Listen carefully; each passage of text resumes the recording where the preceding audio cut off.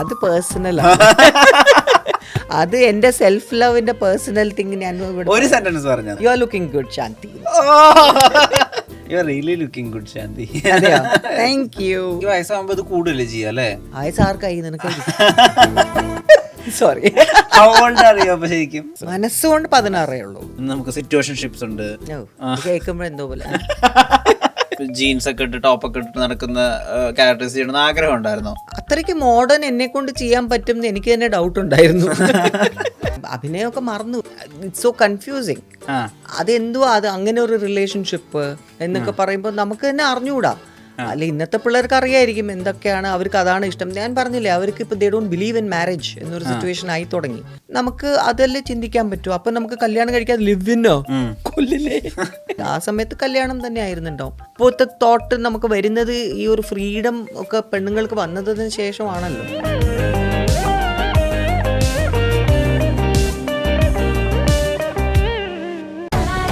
Make every wedding unforgettable with Joya Lucas Diamond Wedding Collection. Joya Lucas, world's favorite jeweler. Love and revenge, ഇതാണ് theme. നീ നല്ല മനുഷ്യനാ ടോമി. ഈ തിരിച്ചുവരവില് ചെയ്യുന്ന സിനിമകളൊക്കെ ഭയങ്കര കിടില സിനിമകളാണ്. അതെ അതെ. ആൻഡ് വിഷ്ണുലോകവും നയം വ്യക്തമാക്കുന്നു ബാക്ക് ടു ബാക്ക് റിലീസസ് ആണ്. എന്നും നന്മകൾ. എന്നും നന്മകൾ 3 ബാക്ക് ടു ബാക്ക് റിലീസുകളാണ്. തിരിച്ചു വരുമ്പോ എന്താ ഭയങ്കര ഉള്ളിൽ ഭയങ്കര റേജ് ഉണ്ടായിരുന്നു, തകർക്കണം അങ്ങനെയൊന്നും ഉണ്ടായിരുന്നില്ല? ഇൻഫാക്ട് ഞാൻ വരാൻ ഒരു ഉദ്ദേശവും ഉണ്ടായിരുന്നില്ല. എനിക്ക് വരിക വേണ്ടെന്നായിരുന്നു. ബിക്കോസ് ആ സമയത്ത് എൻ്റെ വളരെ മോശമായിട്ടുള്ള ഒരു സമയമായിരുന്നു. I was totally into depression. അപ്പോഴാണ് പിന്നെ എനിക്ക് നയം വ്യക്തമാക്കുന്നതിൻ്റെ ഓഫർ വരുന്നത്. അപ്പോൾ ഞാൻ പറഞ്ഞു എന്നെക്കൊണ്ട് പറ്റില്ല, ഞാൻ അഭിനയമൊക്കെ മറന്നു. I mean I don't think I can come in front of the camera തന്നെയായിരുന്നു. ഞാൻ നയം വ്യക്തമാക്കുന്നത് ചെയ്യാൻ ഉദ്ദേശമേ ഇല്ലായിരുന്നു. ആരെ കൺവിൻസ് ചെയ്തപ്പോ? കൺവിൻസിങ് എന്ന് പറഞ്ഞാൽ ബാലേന്ദ്രമേനൻ സംസാരിച്ചു, മമ്മൂക്ക വിളിച്ചു, എന്നിട്ട് പറഞ്ഞു ഇപ്പോഴത്തെ സിറ്റുവേഷനിൽ ശാന്തി വന്നു നോക്ക്, ചെയ്യാൻ പറ്റുമെങ്കിൽ നല്ലതായിരിക്കും, കാരണം ഈ ക്യാരക്ടർ ശാന്തിക്ക് പറ്റുന്നതാണ്. ഇല്ല എന്ന് പറഞ്ഞാൽ വേണ്ട, നീ പൊയ്ക്കോ എന്ന് പറഞ്ഞു. അപ്പോൾ ആദ്യത്തെ ദിവസം പോയിട്ട് ഞാൻ ശരി എന്നൊക്കെ പറഞ്ഞ് പോയതാ. പക്ഷെ എനിക്ക് ഉറപ്പില്ലായിരുന്നു. ഞാൻ വിചാരിച്ചു എന്നെ കൊണ്ടൊന്നും ഡയലോഗോ അത് വേറെ എന്ത് ചെയ്യാൻ പറ്റും. എന്നിട്ടാണ് മേനൻ എൻ്റെ അടുത്ത് ഒരു വലിയ സീൻ എടുത്ത് കൈ തന്നു. എന്നിട്ട് പറഞ്ഞു ഇതങ്ങ് ചെയ്താൽ. ഞാൻ പറഞ്ഞു ഐ ഡോണ്ട് തിങ്ക് സോ. മര്യാദയ്ക്ക് പോയി ചെയ്യാൻ പറഞ്ഞു. അങ്ങനെ ചെയ്യാൻ തുടങ്ങിയപ്പോഴാണ് ഞാൻ ചെയ്തു. It just came to me എന്നാണ് പറയാം. അപ്പോഴാണ് ചോദിച്ചു എവിടെ പോയി അഭിനയം എന്ന് ചോദിച്ചാൽ അതിൽ അതൊന്നും മനുഷ്യൻ്റെ മനസ്സിലുള്ള ഒരു സംഭവം ഒന്നും ആർക്കും മറക്കാനോ ഒന്നും ചെയ്യാൻ പറ്റില്ല. You can do it, you are doing it എന്ന് പറയാം. അങ്ങനെയാണ് പിന്നെ ആ പടം ചെയ്യുന്നതും. പിന്നെ കോൺഫിഡൻസ് വന്നു. കുറേയൊക്കെ നമുക്കും ചെയ്ത് വന്നപ്പോൾ അതിന് യു ഫീൽ നൈസ്. മാത്രമല്ല നമ്മുടെ ലൈഫിൻ്റെ എക്സ്പീരിയൻസസ് നമ്മുടെ ക്യാരക്ടേഴ്സ്, നമ്മുടെ പേഴ്സണാലിറ്റി ഒക്കെ ചേഞ്ച് ആവും.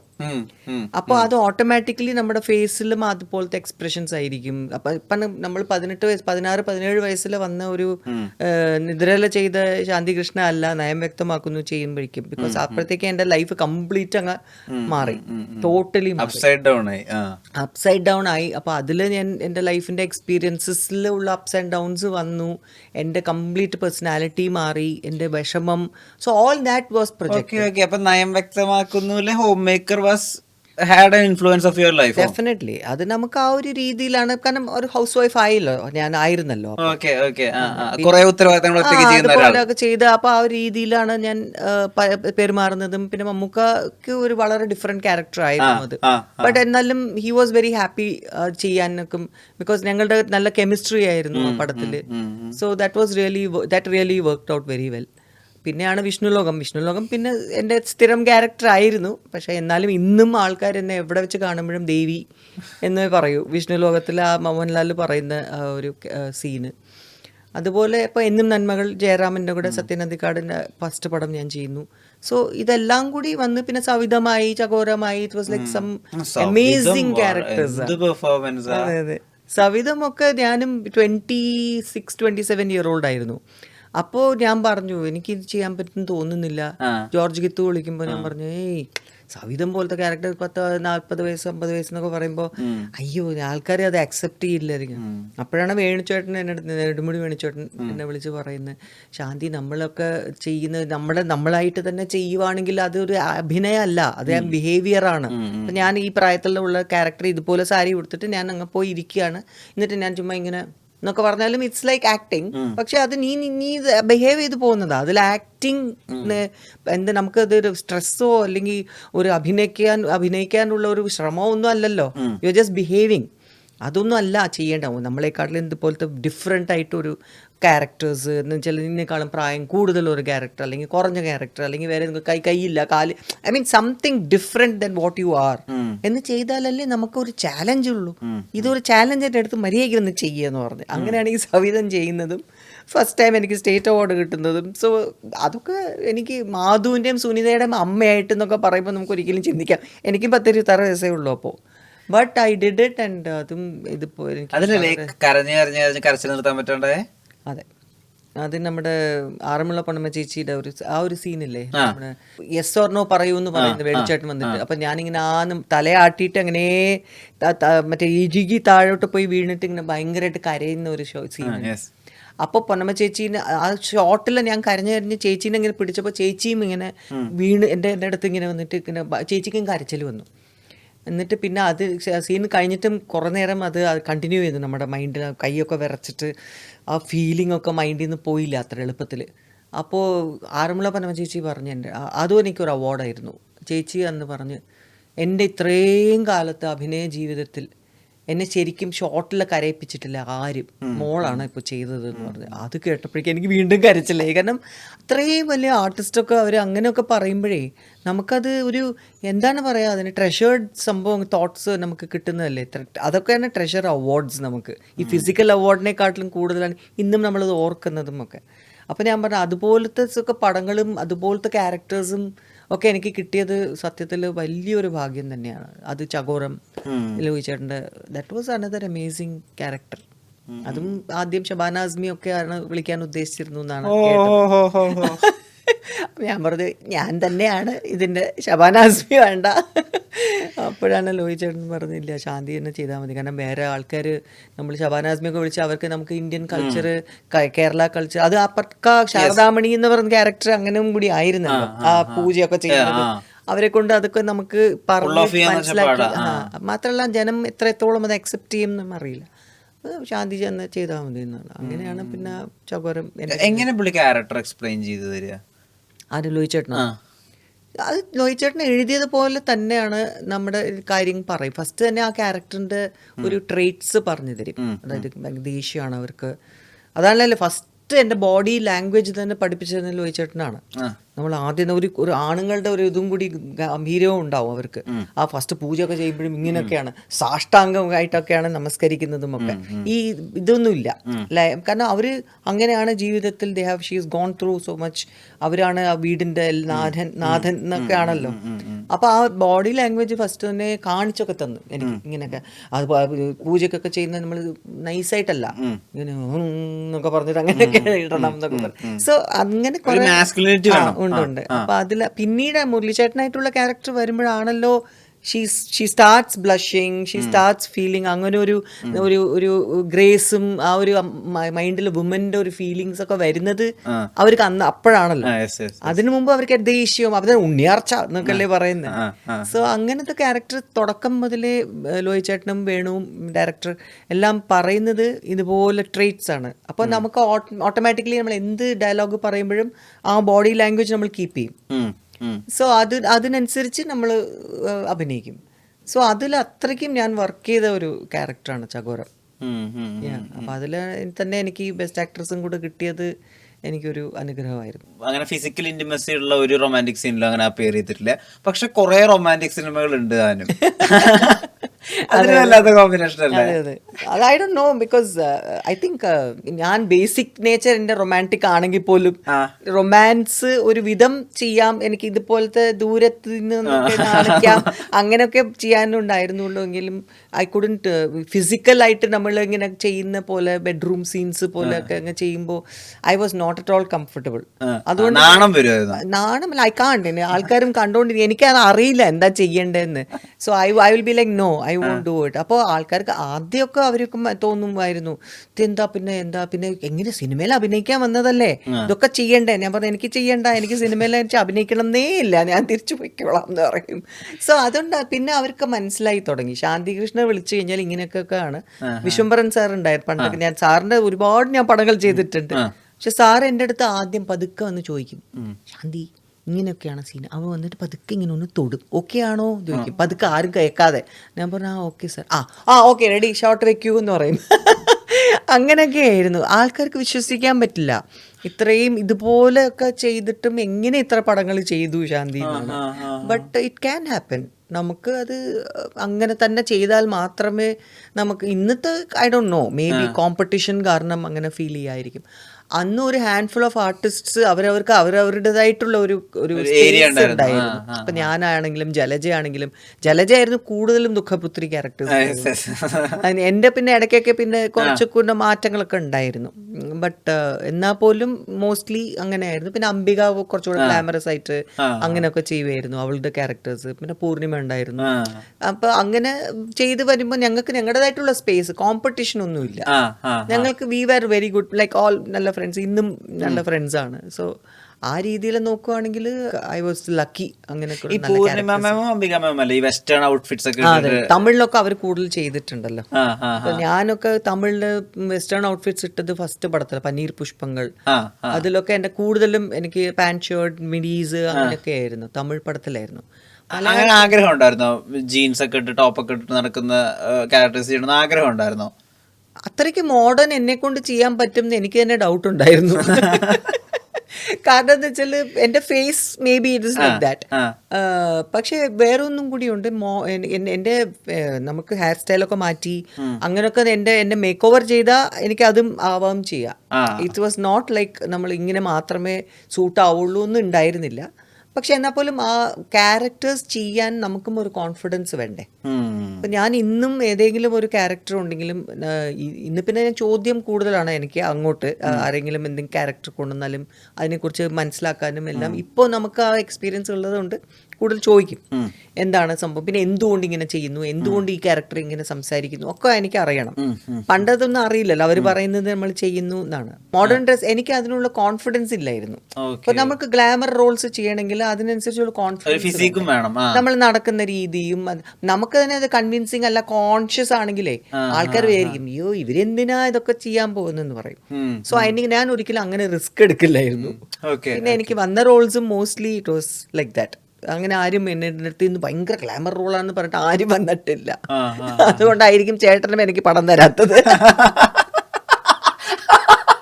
ചേട്ടന്റെ പടത്തിൽ മോസ്റ്റ്ലി എല്ലാം അങ്ങനെയാണ്, എനിക്ക് ഒരിക്കലും അത് ചെയ്യാൻ പറ്റില്ല. അതാണ്. അപ്പോൾ അതുകൊണ്ട് എനിക്ക് അതാണ് പറയാം, എന്ത് ക്യാരക്ടർ ഉണ്ടെങ്കിലും എനിക്ക് ഐ നീഡ് ദാറ്റ് കോൺഫിഡൻസ്. എനിക്ക് കൺവിൻസിങ് അല്ലെങ്കിൽ ഞാൻ പറയും നമ്മൾക്ക് കൺവിൻസ് അല്ലെങ്കിൽ എങ്ങനെയാ ബാക്കിയുള്ളവരെ കൺവിൻസ് ചെയ്യാം. ഒരു ഡയലോഗ് പറയാൻ പോലും പറയും മാമിന്റെ കംഫർട്ടിൽ പറയൂ. ഇപ്പോഴൊക്കെ അങ്ങനെയാണല്ലോ, മാമിന്റെ കംഫർട്ടിൽ പറയൂ എന്ന് പറയും. മാമിന്റെ കംഫർട്ടിലാണെങ്കിൽ എനിക്ക് ഇങ്ങനെയൊക്കെ പറയാൻ പറ്റും. ഇങ്ങനത്തെ ഈ വാക്കുകൾ യൂസ് ചെയ്യുമ്പോൾ ഭയങ്കര കട്ടി വാക്കുകളൊക്കെ നമ്മൾ ഒരിക്കലും അങ്ങനെ സംസാരിക്കില്ലല്ലോ. ഒരു കാഷ്വൽ ആയിട്ട് പോകുന്ന ഒരു ക്യാരക്ടർ ആണെങ്കിൽ നമ്മൾ പറയുന്നത് അപ്പോഴേ ആ എക്സ്പ്രഷനും വരുള്ളൂ. നമ്മൾ അല്ലെങ്കിൽ ആ വാക്ക് ഓർത്തിരിക്കണം, അത് മറന്നും പോകും ചിലപ്പോൾ. So it won't work. അങ്ങനെയൊക്കെ ഇപ്പൊ പറയുന്നുണ്ട്. പണ്ടൊക്കെ അവര് പറയുന്നില്ല. പണ്ടപ്പോ ഇങ്ങനെ സ്ക്രിപ്റ്റ് സെലക്ഷൻ അല്ലെങ്കിൽ സ്ക്രിപ്റ്റ് എന്ന് പറയാൻ രീതി എങ്ങനെയാ? സെലക്ഷൻ ഒന്നും ഇല്ല എന്ന് വെച്ചാൽ അന്ന് അതുപോലത്തെ ക്യാരക്ടർ അവർക്ക് ഞാൻ തന്നെ ചെയ്യണം എന്നുണ്ടെങ്കിൽ അവര് എന്റെ അടുത്ത് വരും, അത് നല്ലതായിരിക്കും, it will suit me, I will do it. അപ്പൊ അന്ന് ഈ സ്ക്രിപ്റ്റ് തരുമോ, വായിക്കാൻ തരുമോ? എനിക്കെന്തോ വായിക്കാനൊന്നും അറിഞ്ഞൂടാ, മലയാളം ABC അറിയില്ല. എന്റെ ആദ്യത്തെ പടത്തിലൊക്കെ മംഗ്ലീഷും ഒക്കെ എഴുതിയില്ലേ, ഡയലോഗൊക്കെ ബൈഹാർട്ട് ചെയ്ത്. എനിക്ക് മലയാളം കുറച്ചൊക്കെ മനസ്സിലാവും. അത് തന്നെ ഇപ്പോഴും ടെക്സ്റ്റ് ചെയ്യുമ്പോ EVID തന്നെയാ. കാരണം എന്താ വെച്ചാൽ എനിക്ക് മലയാളം വായിക്കാൻ അറിയാം ഇപ്പോ, പക്ഷെ എഴുതാനൊന്നും അറിഞ്ഞൂടാ. അങ്ങനെ ഞാൻ മലയാളം പഠിച്ചിട്ടില്ല, ഞാൻ ഈ സംസാരിച്ച് ശീലമാണ്. ഇപ്പൊ ഞാൻ ഡബ് ചെയ്യുന്നു ഞാൻ തന്നെ. മറ്റേ ഞണ്ടുകളുടെ നാട്ടിൽ തൊട്ട് ഞാൻ തന്നെയാണ് എല്ലാത്തിനും ഡബ് ചെയ്യുന്നത്. ബാക്കി അതിന് മുമ്പ് ഞാൻ April 19 എന്നൊരു പടം വന്നു, അതിലാണ് ആദ്യമായിട്ട് ഡബ് ചെയ്യുന്നത്. മേനൻ സാറിന്റെ ഒരു നിർബന്ധം കാരണം മാത്രം. എന്തുകൊണ്ട് ഡബ് ചെയ്യുന്നില്ല ചോദിച്ച് ചീത്ത വിളിച്ച് എന്നെ ചിത്രാഞ്ജലി വിളിച്ച് ഡബ് ചെയ്യിപ്പിച്ചതാ. സോ അതാണ് എനിക്ക് എൻ്റെ വോയിസ് ഞാൻ തന്നെ കൊടുത്തത് അതിലായിരുന്നു. ബാക്കിയെല്ലാം പണ്ടത്തോട്ട് ഫസ്റ്റ് പടമൊക്കെ നിദ്രയിലൊക്കെ കോട്ടയം ശാന്ത ചേച്ചി, പിന്നെ ഭാഗ്യലക്ഷ്മി എനിക്ക് ഐ തിങ്ക് അധികം ചെയ്തിട്ടില്ല, എനിക്ക് സൂട്ടാവില്ലായിരുന്നു. എനിക്ക് കുറച്ചുകൂടെ ബേസ് വോയിസ് ആയതുകൊണ്ട് ലിസി ഉണ്ടായിരുന്നു. ആനന്ദവല്ലി ചേച്ചിയാണ് എനിക്ക് പെർഫെക്റ്റ്. അവരായിരുന്നു ചകോരം എല്ലാം ചെയ്തത്. Okay okay okay okay. 2 മക്കളുണ്ടല്ലോ, അവരുടെ അടുത്ത് ചോദിച്ചാൽ പറയുന്നത് ഏറ്റവും ക്രേസി ആയിട്ടുള്ള ഒരു അമ്മയാണ് അവർക്ക് കിട്ടിയിട്ടുള്ളതെന്നാണ്. ഭയങ്കര ജോവിയലായിട്ടുള്ള, ഭയങ്കര കളിച്ച് ചിരിച്ചടക്കുന്ന ഒരു അമ്മയായിരുന്നല്ലോ. ഒരു സമയത്ത് പിള്ളേർ വന്ന് അമ്മേനെ കൺട്രോൾ ചെയ്യണം എന്നുള്ളൊരു അവസ്ഥ. അതിപ്പോഴും അങ്ങനെ തന്നെയാ. ഞാൻ ചിലപ്പോൾ പറയുമ്പോൾ അമ്മ എന്ന് പറയും. ഞാൻ പിന്നെ ചിലപ്പോൾ നമുക്ക് ഒരു ടൈം പാസിന് വേണ്ടിയിട്ട് കോമഡിയൊക്കെ കളിക്കും. ഞാൻ ഇതുപോലൊക്കെ വട്ടൊക്കെ കളിക്കും, ചുമ്മാ ഡാൻസ് ഒക്കെ ചെയ്യുക, ചുമ്മാ ഇടയ്ക്ക് വെച്ചിട്ട് എന്തെങ്കിലും പാട്ട് വെച്ചിട്ട് അതിനനുസരിച്ച് മൂവ്മെന്റ്സ് കൊടുക്കുക എന്നൊക്കെ പറഞ്ഞാൽ അവർ എന്നൊക്കെ കാണിക്കും. അല്ലെങ്കിൽ നമ്മൾ വണ്ടിയിലൊക്കെ പോവുകയാണെങ്കിലും ഞാൻ പാട്ടൊക്കെ ഉറക്കൊക്കെ പാടും ചിലപ്പോൾ. അപ്പോൾ അവർ പറയും അയ്യോ അമ്മ, അവർ കേൾക്കും. കേട്ടോട്ടെ, നമ്മൾക്ക് നമ്മുടെ കുഷിയിലെ പാടുന്നതല്ലേ. അങ്ങനെയൊക്കെ ഉണ്ട്. അതുകൊണ്ട് ടൈം പാസ്. അവർക്ക് എന്താ, അവരെ അഡ്വൈസ് ചെയ്യാറുണ്ട് എന്തെങ്കിലും കാര്യത്തിൽ? അഡ്വൈസ് മെയിനായിട്ട് അവർ എന്നെ കുറ്റം പറയുന്നത് പേഷ്യൻസ് ഇല്ല. അവർ പറയും അമ്മ you got absolutely no patience. പറഞ്ഞു അതിനിപ്പോൾ എന്ത് ചെയ്യാൻ പറ്റൂടാ, നമുക്ക് അങ്ങനെ ശീലമായിപ്പോയി.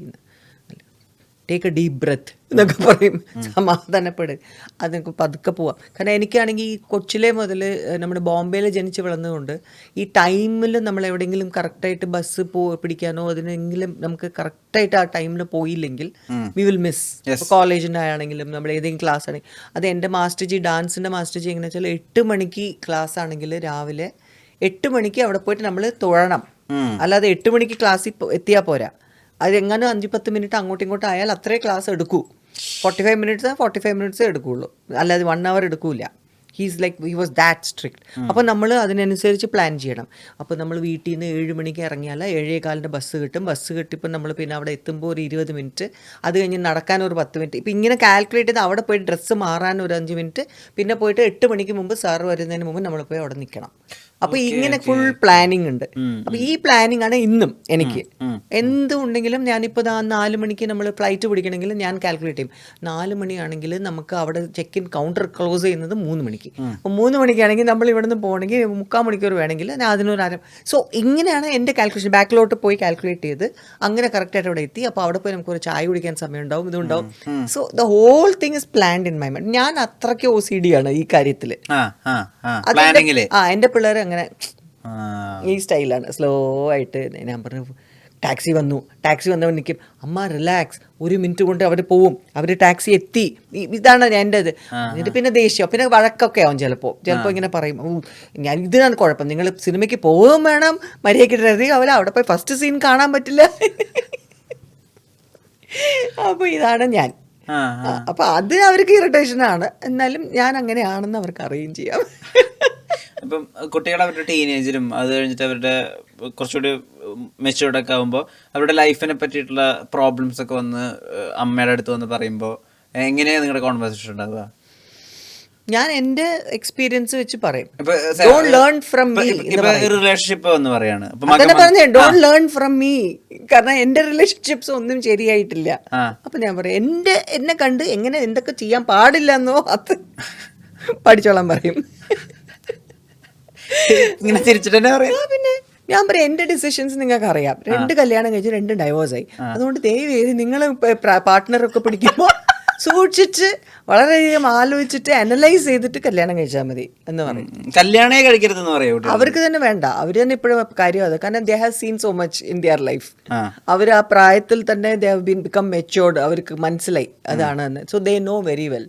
അപ്പം എനിക്ക് പേടിയില്ല അവർക്ക് എങ്ങനെ ആയിരിക്കും. അഫ്കോഴ്സ് കുറച്ചൊക്കെ ട്രസ്റ്റ് ഇഷ്യൂസ് വരും, എസ്പെഷ്യലി മോക്ക്. കാരണം അവൾക്കും ബുദ്ധിമുട്ട്, അവൾക്കും ഓരോരുത്തരെ ട്രസ്റ്റ് ചെയ്യാൻ വലിയ പാടായിട്ടുണ്ട് ഇപ്പോൾ. ബിക്കോസ് നാച്ചുറലി അവൾ കാണുന്നത് ഇതാണ്. പക്ഷേ ഞാൻ അതാ അവരുടെ അടുത്ത് പറഞ്ഞു, ഇന്നത്തെ പിള്ളേർ ദേ ആർ വെരി സ്മാർട്ട്. ഞാൻ പറഞ്ഞു അതുകൊണ്ട് നിങ്ങൾ മെയിനായിട്ട് തന്നെ ആൾക്കാർ മ്യൂച്വൽ റെസ്പെക്റ്റ് വേണം. അതുണ്ടോയെന്ന് ആദ്യം നോക്കുക. നീയും ഒരു ഇൻഡിവിജ്വൽ ആണ് എന്നൊരു റെസ്പെക്റ്റ് അവർ കൊടുക്കണം. You should understand that you are also human being. നിങ്ങൾക്ക് അതേ ഫീലിങ്സ് ഉണ്ടാവും. അപ്പോൾ നിങ്ങൾക്ക് ആ ഒരു ഫ്രീഡവും തരണം. അല്ലാതെ കൺട്രോൾ ചെയ്യാൻ പറ്റുന്ന ഒരു ഭാര്യയ്ക്ക് അങ്ങനെ, ഭാര്യ എന്ന് പറഞ്ഞാൽ കൺട്രോൾ ചെയ്യാം, എൻ്റെ കയ്യിലാണ് എന്നൊക്കെ പറയുന്ന ആൾക്കാരുടെ അടുത്ത് നിന്ന് അങ്ങ് ഓടിപ്പോയാൽ മതി എന്ന് വരെ പറഞ്ഞിട്ടുണ്ട്. So they talk to me like friends. ഞാൻ അങ്ങനെയാണ് ഒരു അമ്മ ആയിട്ട്. ഞാൻ ഇടയ്ക്കൊക്കെ പറയും ഞാൻ നിന്റെ അമ്മയാണ് കേട്ടോ എന്ന്. അത് മറക്കരുത്. അപ്പം ഞാൻ ആക്ച്വലി അങ്ങനെ സുന്ദരിയായ പെൺകുട്ടിയെ കണ്ടു, അമ്മ ഭയങ്കര സുന്ദരിയായ പെൺകുട്ടിയെ കണ്ടു, എനിക്ക് ക്രഷായി എന്നൊക്കെ പറഞ്ഞ് പറയും. അതൊക്കെ പറയും. അത് ക്രഷൊന്നും ആയിട്ടില്ല, പക്ഷെ എന്നാലും പറയും. ദേ ടെൽ മീ എവറിത്തിങ്. ഞാൻ ലൈക്ക് ഐ സെഡ് എൻ്റെ അമ്മയും ഒക്കെ, ഞാൻ എൻ്റെ അമ്മയും ബെസ്റ്റ് ഫ്രണ്ട്സ് തന്നെ ഇന്നും. അപ്പോൾ അമ്മയുടെ അടുത്ത് എന്തെങ്കിലും കാര്യം പറയണമെങ്കിൽ ഞാൻ ആദ്യം പോയി അമ്മയുടെ അടുത്ത് എല്ലാം പറയും. സോ അതുകൊണ്ട് എനിക്ക് ഒരിക്കലും ബെസ്റ്റ് ഫ്രണ്ട്സ് എന്ന് ആരും ഇല്ലായിരുന്നു. മനസ്സിലായില്ലേ? അപ്പോൾ എനിക്ക് എന്ത് പറയാനുമുള്ള ഫ്രീഡം അമ്മയാണ്. അതുപോലെ തന്നെയാണ് എൻ്റെ മക്കൾക്കും. ശരിക്കും അവർക്കും ഉണ്ട് ബെസ്റ്റ് ഫ്രണ്ട്സ്, പക്ഷെ എന്നാൽ പോലും അവർ എൻ്റെ അടുത്ത് ഒന്നും ഒളിച്ചു വെക്കുമൊന്നുമില്ല. എന്തെങ്കിലും ഉണ്ടെങ്കിൽ അവർ ആദ്യം എന്നെയാണ് ടെക്സ്റ്റ് ചെയ്യുന്നത്. സോ ആ ഒരു ഫ്രീഡം ഞാൻ അവർക്ക് കൊടുത്തിട്ടുമുണ്ട്. അപ്പോൾ അല്ലെങ്കിൽ നമ്മൾ കംപ്ലീറ്റ് സ്റ്റോപ്പ് ചെയ്യും. നമ്മളൊരു ആൻറ്റീക്കാന്ന് പറഞ്ഞാൽ എവിടെയെങ്കിലും കൊണ്ട് ഇരുത്തുകയും ചെയ്യും. അമ്മ ഒന്നും അറിയില്ല എന്നായിപ്പോവും. അപ്പൊ നമ്മൾ അപ്ഡേറ്റ് ചെയ്തുകൊണ്ടിരിക്കണം. അതാണ് ഇപ്പൊ നമ്മൾ എന്തെങ്കിലും ഇപ്പൊ നിങ്ങളുടെയൊക്കെ ഈ വാക്കുകളില്ലേ, ഇപ്പൊ ഇൻസ്റ്റയിലാണെങ്കിലും എന്താണെങ്കിലും സോഷ്യൽ മീഡിയയിലെ ഞാൻ വേണ്ടാന്ന് വിചാരിച്ചിരുന്നപ്പോഴാണ് എൻ്റെ മോൻ തന്നെയാണ് അതിൽ ഇൻസ്റ്റയിലൊക്കെ എന്നെ അക്കൗണ്ടൊക്കെ തുടങ്ങിയത്. അത് കഴിഞ്ഞിട്ട് പിന്നെ നമ്മളത് വല്ലപ്പോഴൊക്കെ ഒന്ന് ഇടും. അമ്മ എന്താ ഇടാത്ത? ഞാൻ പറഞ്ഞാൽ എനിക്ക് അത്രയല്ലോ ഇടാം, നീ റീലൊക്കെ ഇടണം. ഞാൻ പറഞ്ഞു ആ റീലൊക്കെ ഇടാനൊക്കെ എനിക്ക് അങ്ങനെ ഞാനൊക്കെ നോക്കിയതാ. ഞാൻ പറഞ്ഞു പിന്നെ എയർപോർട്ടിൽ പോയിട്ട് ഓരോരുത്തർ ഇൻഫ്ലുവൻസേഴ്സ് ഒക്കെ ചെയ്യുന്ന പോലെ ഞാനും ട്രൈ ചെയ്തു. പക്ഷെ ഞാനിങ്ങനെ എടുത്തിട്ട് ഞാൻ സ്വയം സംസാരിക്കാൻ വിചാരിച്ച് അങ്ങോട്ട് നോക്കുമ്പോൾ എല്ലാവരും എന്നെ നോക്കുന്നു. ഞാൻ പതുക്കെ ഫോൺ എടുത്ത് മാറ്റി. ഞാൻ പറഞ്ഞ ഇൻഫ്ലുവൻസേഴ്സ് ഒക്കെ അവർ സെപ്പറേറ്റ് ആ ഒരു ധൈര്യം വേണം. അവരെ ഞാൻ സെല്യൂട്ട് ചെയ്യുന്നു.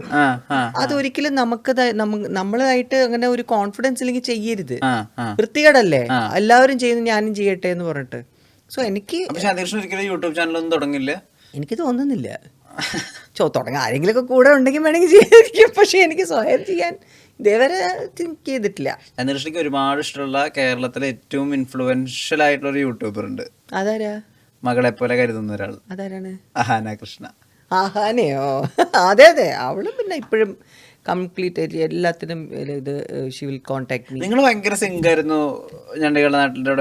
അതല്ലേ അവളെപ്പോഴും പറയുന്നത്. അവൾ കൊച്ചു വാവയായിട്ട് ഇരിക്കുന്ന സമയത്ത് ഞങ്ങൾ കുതിരകൾ എന്ന് പറഞ്ഞിട്ട് ഒരു സീരിയൽ ചെയ്തുകൊണ്ടിരുന്നപ്പോൾ അവളുടെ അമ്മയും അച്ഛനും മറ്റേ അവിടെ വന്നായിരുന്നു. അപ്പോൾ എനിക്ക് അതിലൊരു മോള് കൊച്ചു വേണം എന്ന് പറഞ്ഞ് ഒരു സീനിൽ വേണം എന്ന് പറഞ്ഞപ്പോൾ ഇവള് ഭയങ്കര കരച്ചിലായിപ്പോയി. അപ്പോൾ അത് വേണ്ടാന്ന് വെച്ചു. പക്ഷെ ഇന്നും ഇത്രയും വർഷം കഴിഞ്ഞിട്ടും ഈ അമ്മയുടെ മോളായിട്ട് തന്നെ ഞാൻ അഭിനയിച്ചു എന്ന് പറഞ്ഞാൽ അവൾക്ക് ഭയങ്കര ഹാപ്പി ആയിരുന്നു.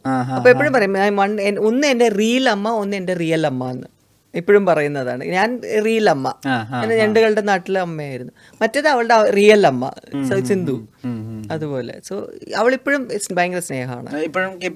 പിന്നെ പിന്നെ കാണാറുണ്ട് അവരുടെ അപ്ഡേറ്റ്സ് അവരുടെ. പിന്നെ ഞാൻ ഇടയ്ക്കൊക്കെ അവളുടെ എന്തെങ്കിലും ഉണ്ടെങ്കിൽ ഞാൻ അവൾക്ക് ലൈക്ക് ചെയ്യും, അല്ലെങ്കിൽ അവൾക്ക് DM ചെയ്യും, എല്ലാം ചെയ്യും. DM ഒക്കെ ചെയ്ത ഞാൻ പറഞ്ഞില്ലേ ഞാൻ അപ്ഡേറ്റ് ചെയ്തിരിക്കുവാന്ന്. അല്ല അപ്പൊ ഇപ്പത്തെ പ്രണയങ്ങൾ, ഇപ്പോഴത്തെ റിലേഷൻഷിപ്സിലൊക്കെ തന്നെ ഒരുപാട് വ്യത്യാസങ്ങളൊക്കെ ഉണ്ട്. ഇന്ന് ലവ് മാത്രമൊന്നുമല്ല, ഇന്ന് കുറെ കൈൻഡ് ഓഫ് റിലേഷൻഷിപ്സ് ഒക്കെ ഉണ്ട്. ഇന്ന് നമുക്ക് സിറ്റുവേഷൻഷിപ്സ് ഉണ്ട്. കേൾക്കുമ്പോഴെന്തോ പോലെ. സിറ്റുവേഷൻഷിപ്പ് എന്ന് വെച്ചാൽ എന്താണെന്നറിയോ? എനിക്ക് ഏകദേശം അറിയാം. അതായത് നമ്മളൊരു സിറ്റുവേഷനിലാണ്, പക്ഷെ നമ്മൾ ആ സിറ്റുവേഷൻ എന്താന്ന് ഫിഗർ ഔട്ട് ചെയ്തിട്ടില്ല. അങ്ങനത്തെ ടേംസ് ഒക്കെ കേൾക്കുമ്പോ എന്താ ഫീൽ ചെയ്യാ? എനിക്കിഷ്ടല്ല. I mean it's so confusing. അതെന്തുവാ അത് അങ്ങനെ ഒരു റിലേഷൻഷിപ്പ് എന്നൊക്കെ പറയുമ്പോൾ നമുക്ക് തന്നെ അറിഞ്ഞുകൂടാ. അല്ല ഇന്നത്തെ പിള്ളേർക്ക് അറിയായിരിക്കും എന്തൊക്കെയാണ് അവർക്ക്, അതാണ് ഇഷ്ടം. ഞാൻ പറഞ്ഞില്ലേ അവർക്ക് ഇപ്പൊ they don't believe in marriage എന്നൊരു സിറ്റുവേഷൻ ആയി തുടങ്ങി. അവർക്ക് എന്തുകൊണ്ട് നമ്മൾ ഈ ലീഗൽ വഴി മാരേജ് ഒക്കെ ചെയ്താൽ പിന്നെ ഡൈവോഴ്സ് ചെയ്യണം തോന്നിക്കഴിഞ്ഞാൽ, കാരണം ഇപ്പോൾ തൊട്ടത്തിന് പിടിച്ചത് ഡൈവോഴ്സ് ആയിട്ടല്ലേ ചിന്തിക്കുകയുള്ളൂ. Because they can not take it. അവർക്ക് ആ ഒരു ഇൻസൾട്ടോ എന്തെങ്കിലും ഒരാൾ എന്തെങ്കിലും അങ്ങോട്ടും ഇങ്ങോട്ടും മുഖം ഉറപ്പിച്ചു കഴിഞ്ഞാൽ I don't want to stay with you anymore, I want to leave എന്ന് പറയുമ്പോൾ ഈ കല്യാണം കഴിഞ്ഞ് ലീഗൽ ആയിട്ട് നടത്തി കഴിഞ്ഞാൽ പിന്നെ ലീഗലിറ്റിൽ മൊത്തം പോണ്ടേ, കോടതി വഴിയൊക്കെ അല്ലേ നമുക്ക് ഡിവോഴ്സ് കിട്ടുള്ളൂ. മറ്റേത് ലിവിനോ അല്ലെങ്കിൽ അതുപോലെ സിറ്റുവേഷൻഷിപ്പോ ഒക്കെ ആണെങ്കിൽ അതിനെക്കുറിച്ച് പ്രശ്നമില്ലല്ലോ. അങ്ങനെ ചിന്തിക്കുന്നുണ്ട് ഒരുപാട് പേര് പറയുന്നുണ്ട് I don't believe in marriage എന്ന്. അതാണ്. അപ്പോൾ I think that could be one of the reasons. കാരണം ഇന്നത്തെ പണ്ടത്തെ ആൾക്കാരുടെ പോലെ ഒന്നും ക്ഷമ ഞങ്ങൾക്കില്ലായിരുന്നു. ഞങ്ങളെ പോലെയുള്ള ക്ഷമ അടുത്ത ജനറേഷനില്ല. So I just feel that is one case. പക്ഷേ എൻ്റെ ചേട്ടന്മാരുടെ മക്കളുണ്ട്, അവരുടെ കല്യാണം കഴിച്ചതാണ്. The way they are leading their married life is a good example of how ഇന്നത്തെ ജനറേഷൻ ജീവിക്കണം എന്ന്. കാരണം അവർ ആസ് മാരിഡ് കപ്പിൾസ് അവർക്ക് ആ ഒരു ഫ്രീഡം ഉണ്ടല്ലോ, പരസ്പരം ട്രസ്റ്റ്, പരസ്പരം റെസ്പെക്ട്, പരസ്പരം ദേ നോ, കോൺവെർസേഷൻ ഉണ്ടാവണം. നീ എന്താ ചെയ്യുന്ന ലൈഫിൽ they should know about each other. Communication, ഭയങ്കര കമ്മ്യൂണിക്കേഷനാണ്. ഇതൊക്കെ നമ്മൾ കാണുമ്പോൾ യെസ് ഇങ്ങനെയാണ്. ഞാൻ എൻ്റെ പിള്ളേരുടെ അടുത്ത് പറയുന്ന ഒരു കാര്യം കൂടിയാണ്, ഇഫ് നിങ്ങൾക്ക് മാരേജിനോടും ഇതിനോടും ഒക്കെ കൺഫ്യൂഷൻ ആണെങ്കിൽ നിങ്ങളുടെ സ്വന്തം ചേട്ടന്മാരുടെ ലൈഫ് നിങ്ങൾ take it as an example and see how they are living. അങ്ങനെയും ഉണ്ടടാ എന്ന് പറയും. മനസ്സിലായില്ലേ? So because you can lead a life like that. അതാണ്. ഇപ്പോൾ ടൈം മെഷീൻ എടുത്തിട്ട് പണ്ട് പോകാൻ പറ്റാന്ന് വിചാരിച്ചോ, അന്ന് ഇപ്പോൾ ഒരാളോട് ഭയങ്കര ഇഷ്ടമുണ്ട്, പക്ഷെ ബാഗേജസ് ഒന്നും വേണ്ട, നമുക്ക് കല്യാണം കഴിക്കണ്ട, ഒരുമിച്ച് ജീവിക്കാം, അങ്ങനെ ഒരു സാധ്യത ഉണ്ടായിരുന്നെങ്കിൽ ശാന്തികൃഷ്ണൻ അത് ചൂസ് ചെയ്യായിരുന്നു ആ സമയത്ത്? അന്നൊക്കെ നമ്മൾ ടൈം മെഷീനും കൊണ്ട് നമ്മൾ പണ്ടത്തെ പോയി കഴിഞ്ഞാൽ ആ തോട്ട് പ്രോസസ്സിൽ നമുക്ക് ഉണ്ടാവുള്ളൂ. ഓ, അതും ശരിയാണല്ലോ. അന്ന് കല്യാണം എന്ന് പറഞ്ഞാൽ അത്ര, ഇപ്പൊ എൻ്റെ അമ്മയും അച്ഛനൊക്കെ എത്ര വർഷത്തിന്റെ ഒരു റിലേഷൻഷിപ്പ് നമ്മൾ ഇന്ന് എപ്പോഴെങ്കിലും കേൾക്കാൻ പറ്റുന്നുണ്ട്. 60 വർഷമായി കല്യാണം കഴിഞ്ഞ്, 70 വർഷമായി കല്യാണം കഴിഞ്ഞ് എന്നൊക്കെ പറയുമ്പോൾ അന്നൊക്കെ അവർക്ക് വേറെ ഒരു മാർഗവും ഇല്ല. അവർക്ക് സ്റ്റഡീസ് വൈസും അല്ലെങ്കിൽ ജോലിക്ക് പോകാൻ പാടില്ല, കല്യാണം കഴിഞ്ഞ് കഴിഞ്ഞാൽ പിന്നെ വീട്ടിലിരിക്കുക, വീട്ടിൽ ജോലി ചെയ്യുക, അങ്ങനെയൊക്കെ മാത്രം പഠിപ്പിച്ച് വിടുന്നതും നാച്ചുറലി അവർക്ക് എന്തുകൊണ്ടെങ്കിലും ഏത് രീതിയിലാണെങ്കിലും they have to live that life. അപ്പോൾ ആ ഒരു തോട്ട് പ്രോസസ്സിൽ വരുമ്പോൾ നാച്ചുറലി നമുക്ക് അതല്ലേ ചിന്തിക്കാൻ പറ്റും. അപ്പം നമുക്ക് കല്യാണം കഴിക്കാതെ ലിവിനോ കൊല്ലില്ലേ അതുപോലൊക്കെ. അപ്പോൾ അത് ഐ ഡോണ്ട് തിങ്ക് നമ്മൾ അങ്ങനത്തെ ചിന്ത വരുമായിരുന്നു. എനിക്ക് ആ സമയത്ത് കല്യാണം തന്നെ ആയിരുന്നുണ്ടാവും. ബട്ട് ഇപ്പോഴത്തെ തോട്ട് നമുക്ക് വരുന്നത് ഈ ഒരു ഫ്രീഡം ഒക്കെ പെണ്ണുങ്ങൾക്ക് വന്നതിന് ശേഷമാണല്ലോ. ഇപ്പൊ ആർഗ്യൂ ഒക്കെ ചെയ്യുകയാണെങ്കിൽ പലതും നമുക്ക് ആൾക്കാർ പറയാം, അതാരാ ഫ്രീഡം കൊടുക്കുന്നത്? മനസ്സിലായല്ലോ. ഇപ്പൊ ആണും പെണ്ണും ഈക്വൽ ആയിട്ടാണ് ദൈവം സൃഷ്ടിച്ചിരിക്കുന്നത്. പക്ഷെ അതിൽ എവിടെ നിന്ന് കിട്ടി, ആരാണ് ഈ ആണുങ്ങൾക്ക് ഈ ഇത് കൊടുത്തത്, പവർ, നിങ്ങള് പെണ്ണുങ്ങളെ കൺട്രോൾ ചെയ്യേ എന്ന്? അപ്പൊ നീ ആരാ? അപ്പൊ അങ്ങനെ ചോദ്യം വരാൻ തുടങ്ങി. അങ്ങനെയുള്ള നീ ആരാ എനിക്ക് ഫ്രീഡം തരാൻ? നീ ആരാ എൻ്റെ അടുത്ത് അങ്ങോട്ട് പൊയ്ക്കോളാൻ പറയാൻ? ഞാൻ എന്നോട് പൊയ്ക്കോളാൻ പറഞ്ഞില്ലേ എന്ന് പറയുമ്പോൾ നിങ്ങൾ പെർമിഷൻ തന്നാലേ എനിക്ക് പോവാം. See this is how the people speak now. Arguments ഇപ്പൊ പെണ്ണുങ്ങളാണെങ്കിൽ ആരും കോംപ്രമൈസ് ചെയ്യത്തില്ല. ഞാൻ അങ്ങ് പോയിട്ട് വരാട്ടോ, ഓക്കെ എന്ന് ആയിരിക്കണം. കാരണം ആണുങ്ങൾ പോകുമ്പോൾ പെണ്ണുങ്ങൾ ഒക്കെ പറയുന്നില്ലേ? എന്തുകൊണ്ട് പെണ്ണുങ്ങൾ പോകുമ്പോൾ ആണുങ്ങൾക്ക് എന്താ ട്രസ്റ്റ് ഇല്ലാത്തത് എന്നാണ്. പക്ഷേ ഇപ്പോഴത്തെ generation I feel like I said examples ഞാൻ കണ്ടിട്ടുമുണ്ട് അങ്ങനെ husband and wife who have always this way and I respect them. ഇങ്ങനെ equality, the way they communicate, ഇതൊക്കെ ഞാൻ പറയും ഇതുപോലെ നമുക്ക് ബുദ്ധി വന്നില്ല ആ സമയത്ത്, അത് വേറെ കാര്യം. അപ്പം ഞാൻ പറയാം അതുപോലെ ആണെങ്കിൽ it would have been good. ഈ ലൈം ലൈറ്റ് മിസ് ആവുന്ന പോലെ ഫീൽ ചെയ്തിരുന്നു. അപ്പം രണ്ടാമത്തെ വരവിലും കുറച്ചധികം പടങ്ങളൊക്കെ ചെയ്ത് കഴിഞ്ഞിട്ട് പിന്നെ you went to a homemaker zone. കുട്ടികളൊക്കെ നോക്കി, വീടൊക്കെ നോക്കി, അത് ഭയങ്കര ഇഷ്ടമായിട്ട് എടുത്തൊരു ചോയ്സാ? അത് ആ സമയത്തും പോയി പടം ചെയ്തിരുന്നെങ്കിലോ, അങ്ങനെ ഏണിങ് ചെയ്തിരുന്നെങ്കിലോ, അങ്ങനെ ഒന്നും ഉണ്ടായിരുന്നു? എൻ്റെ ലൈഫൊക്കെ ജസ്റ്റ് ഹാപ്പൻഡ്. എൻ്റെ ലൈഫിൽ ഒരിക്കലും ഞാനായിട്ട് ഒരു പ്ലാൻ ഇല്ല, നോ വേ. കാരണം പറഞ്ഞ പോലെ സിനിമ പോലും എനിക്ക് ഇങ്ങനെ വന്നതാണല്ലോ. ഞാനായിട്ട് ആരോടത്തും പോയി ചോദിക്കുകയെ എനിക്ക് സിനിമയിൽ അഭിനയിക്കണം ചാൻസ് ചോദിച്ചു അങ്ങനെ ഒന്നും ചെയ്തിട്ടില്ല. ഓഡീഷൻ എന്നൊരു സംഭവം ഉണ്ടായിട്ടില്ല പണ്ടൊക്കെ. സോ അങ്ങനെ ഒരു പടം കഴിഞ്ഞു, അടുത്ത പടം വന്നു, ഇങ്ങനെയായിരുന്നു. സോ അതിൻ്റെ ഒരു കരിയറായിട്ട് കരിയർ മീൻസ് ആ സമയത്ത് ഒരു 4-5 പടം ചെയ്തു, പിന്നെ വേണ്ടെന്നായി, കല്യാണം കഴിഞ്ഞു, പോയി, പിന്നെ വീണ്ടും വന്നു, പിന്നെ വീണ്ടും സിനിമയായി. അപ്പോൾ കുറച്ച് പടങ്ങൾ വന്നു, ചെയ്തു. ഒരിക്കലും ഞാൻ ഈ പടം കഴിഞ്ഞ് കഴിഞ്ഞാൽ പിന്നെ ഞാൻ കുറച്ച് ദിവസം ഞാൻ റെസ്റ്റ് എടുക്കാൻ പോവുക, അങ്ങനെ ഒന്നും ചിന്തിച്ചിട്ടില്ല. അത് കഴിഞ്ഞു, വേറെ ആൾ എൻ്റെ ജീവിതത്തിൽ വന്നു, അപ്പോൾ പിന്നെ കല്യാണം കഴിച്ചു, പിന്നെ പോയി, അമേരിക്കയിലായിരുന്നു, പിന്നെ കുറഞ്ഞു ബാംഗ്ലൂരായി, പിന്നെ പിള്ളേർ വന്നതിന് ശേഷം അവരുടെ കൂടായി. So I was like literally ഒരു ടിപ്പിക്കൽ അമ്മ. അവരെ പോയി പിക്ക് ചെയ്യുക, വരിക, പിന്നെ PTA അറ്റൻഡ് ചെയ്യുക, അവരുടെ സ്കൂളിങ്സ്. സോ ഒരിക്കലും ആ സമയത്ത് ഞാൻ എനിക്കിപ്പോൾ അത് പടം കിട്ടിയിരുന്നെങ്കിൽ ചിന്തിച്ചില്ല. ഓഫേഴ്സ് വന്നു, ഞാൻ ചെയ്തില്ല. ഞാൻ പറഞ്ഞില്ല സർ ഞാനിപ്പോൾ അഭിനയിക്കുന്നില്ല, അങ്ങനെ തന്നെയായിരുന്നു. പിന്നെ വീണ്ടും എൻ്റെ ലൈഫിന് ഞാൻ പറഞ്ഞില്ലേ, എന്തുണ്ടെങ്കിലും ആ സിറ്റുവേഷനിൽ കറക്റ്റായിട്ട് എവിടെ ഉണ്ടെങ്കിലും എന്നെ തപ്പി പിടിച്ചാണ് മറ്റേ ഞണ്ടുകളുടെ നാട്ടിൽ എനിക്ക് കിട്ടിയത് ചാൻസ്. അപ്പോൾ ഞാൻ അതിൽ വിശ്വസിക്കുന്നു. അതായത് നമുക്കുള്ളതാണെങ്കിൽ എവിടെ ഉണ്ടെങ്കിലും അത് നമ്മുടെ അടുത്ത് തന്നെ വരും എന്ന്. അപ്പോൾ അതുകൊണ്ടാണ് ആ പടമൊക്കെ എൻ്റെ കയ്യിൽ വന്നത്. സോ ഡെസ്റ്റൈൻഡ്, നമ്മൾ ഡെസ്റ്റിൻഡാണ് ഇതൊക്കെ നമുക്ക് ചെയ്യണം എന്ന്. സോ ആ രീതിയിൽ ആ കാര്യത്തിൽ ഞാൻ വിശ്വസിക്കുന്നു. ശാന്തികൃഷ്ണൻ ആസ് എ പേഴ്സൺ സ്വയം എത്രത്തോളം ഇഷ്ടമുണ്ട്, ആൻഡ് ഈ സെൽഫ് ലവിന് എത്രമാത്രം ഇമ്പോർട്ടൻസ് ഉണ്ടെന്ന് വിചാരിക്കുന്നു? I really think self love വേണം. നമുക്ക് നമ്മളെ തന്നെ ഇഷ്ടം അല്ലെങ്കിൽ നമ്മൾ എപ്പോഴും we will feel those people don't like me. അതേ സമയത്ത് I am lovable, I know I am good, I know people will like me എന്നുണ്ടെങ്കിൽ attitude, I am sure you will have that confidence. അപ്പം നമ്മൾ ആ confidence project ചെയ്യും നമ്മൾ ഒരാൾ കാണുമ്പോഴും സംസാരിക്കുമ്പോഴും. അപ്പം നാച്ചുറലി ഓട്ടോമാറ്റിക്കലി അവരിൽ നിന്നും നമുക്ക് ഒരു പോസിറ്റീവ് വൈബ്രേഷനേ വരികയുള്ളൂ. മനസ്സിലായില്ലേ? ഇപ്പം നമ്മൾ മുഖം മുറിപ്പിച്ചുകൊണ്ടോ അല്ലെങ്കിൽ എപ്പോഴും ദുഃഖം എന്ന് പറഞ്ഞ ഒരാളിപ്പോൾ അവരുടെ അടുത്താണോ നിങ്ങൾ ആദ്യമേ അപ്രോച്ച് ചെയ്ത് മറ്റേ സംസാരിക്കുക? ഇല്ലല്ലോ. You will feel like oh she feels, അല്ലെങ്കിൽ അവർ ഭയങ്കര ഡിപ്രസ്ഡ് ആയിട്ട് തോന്നുന്നു, അല്ലെങ്കിൽ ചില ആൾക്കാരെ നമുക്ക് എന്തോ ഒരു വൈബ് ശരിയല്ല എന്നൊരു ഫീലിംഗിൽ നമ്മൾ ചിലപ്പോൾ അവോയ്ഡ് ചെയ്ത് പോകും. സോ അത് വരാതിരിക്കണമെങ്കിൽ നമുക്ക് ഒരു പോസിറ്റീവ് എനർജി നമ്മുടെ മൈൻഡിൽ ഉണ്ടെങ്കിലേ നമ്മുടെ ഔട്ട്സൈഡിൽ ഓറ ഓൾസോ വിൽ ബിക്കം പോസിറ്റീവ്. അപ്പോൾ അവരായിട്ട് നമുക്ക് മിങ്കിൾ ചെയ്യാൻ തോന്നും, നമ്മൾ അവരായിട്ട് സംസാരിക്കാൻ തോന്നും. So I believe in self love. നമുക്ക് നമ്മളിൽ നിന്ന് ഒരു കോൺഫിഡൻസ് വേണം. എന്ന് വെച്ചാൽ ഓവർ കോൺഫിഡൻസ് അല്ല, നമുക്ക് യു ഫീൽ ദാറ്റ് ഓക്കെ എനിക്ക് I know I am honest, I know I am good, I know I can do this.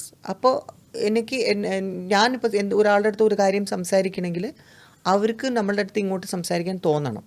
അല്ലെങ്കിൽ അവർ സംസാരിച്ച് കഴിഞ്ഞാൽ അവർ ഇവർ വന്നോ എന്ന് ആവരുത്. അത് ഞാൻ വളരെയധികം I try my best to avoid ആ ഒരു ആറ്റിറ്റ്യൂഡ്. അതുകൊണ്ട് ഞാൻ സ്വയം എപ്പോഴും ഐ ഫീൽ കണ്ണാടി നോക്കുമ്പോഴും ഞാൻ ചിലപ്പോൾ പറയും, ചില സമയത്ത് ദേഷ്യമാണ്, പക്ഷെ എന്നാൽ പോലും ഞാൻ പറയും.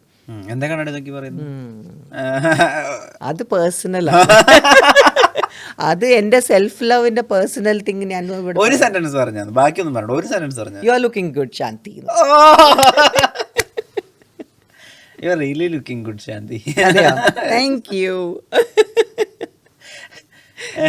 U believe in karma? നല്ലത് ചെയ്താൽ നല്ലത് കിട്ടും.